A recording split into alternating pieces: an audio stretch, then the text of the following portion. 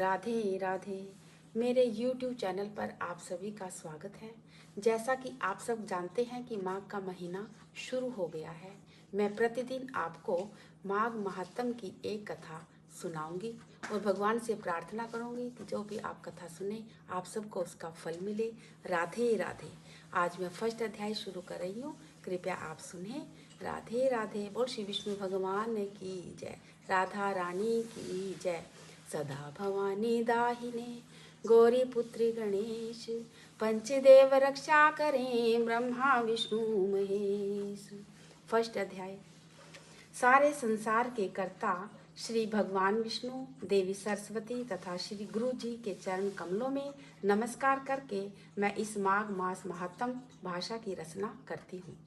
एक समय श्री सूत जी ने अपने गुरु जी श्री व्यास जी से कहा कि हे गुरुदेव, कृपा करके आप मुझसे माघ महात्म का कहिए, क्योंकि मैं आपका शिष्य हूँ।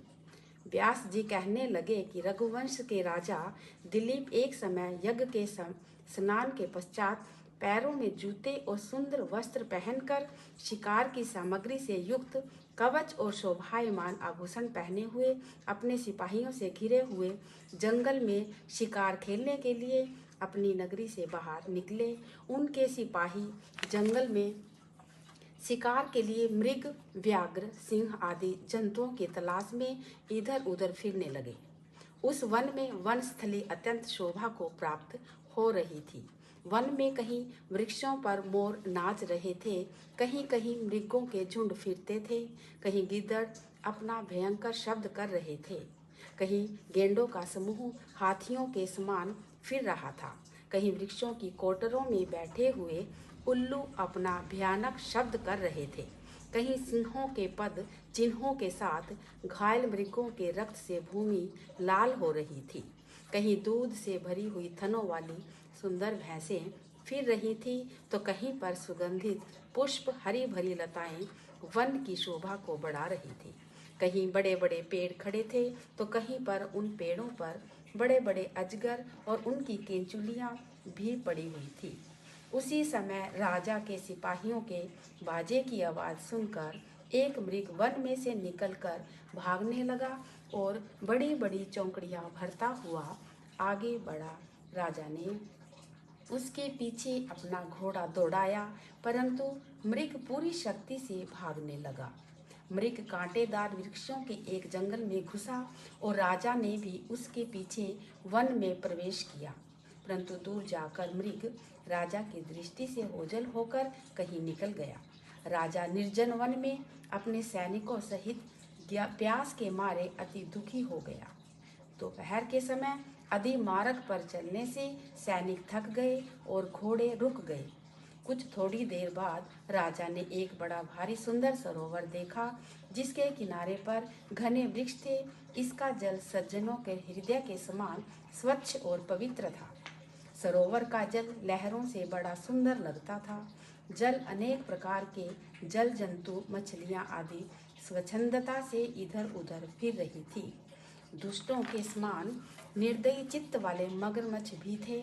किसी किसी जगह लोभी के घर के समान सीमाल भी पड़ी हुई थी। जैसे विपत्ति में पड़े हुए लोगों के दुखों को हरने वाले दानी पुरुष के समान यह सरोवर अपने जल से सबको सुखी करता था। जैसे मेघ चातक के दुख को हरता है, इस सरोवर को देखकर राजा की थकावट दूर हो गई। रात्रि को राजा ने वहीं विश्राम किया और सैनिक पहरा देने लगे और चारों तरफ फैल गए। रात के अंतिम समय में शूकरों के एक झुंड ने अपना सरोवर में पानी पिया और कमल के झुंड के पास आया।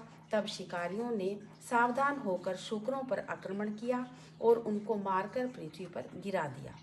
उस समय सब शिकारी कोलाहल करते हुए बड़ी प्रसन्नता के साथ राजा के पास गए और राजा प्रभात हुआ देखकर उनके साथ ही अपनी नगरी की तरफ चल पड़ा।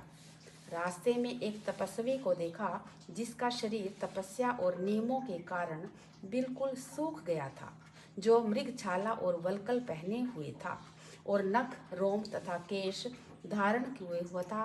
राजा ने ऐसे घोर तपस्वी को देखकर बड़े आश्चर्य से उसको प्रणाम किया और हाथ जोड़कर खड़ा हो गया। तपस्वी ने राजा को कहा कि हे राजन, इस पुण्य शुभ माघ में इस सरोवर को छोड़कर तुम यहाँ से जाने की इच्छा क्यों करते हो? तब राजा कहने लगा कि हे महात्मन, मैं तो माघ मास में स्नान के फल को कुछ भी नहीं जानता। कृपा करके आप विस्तार पूर्वक मुझको बतलाइए। पहला अध्याय समाप्त। माघ महात्म की जय। विष्णु भगवान की जय।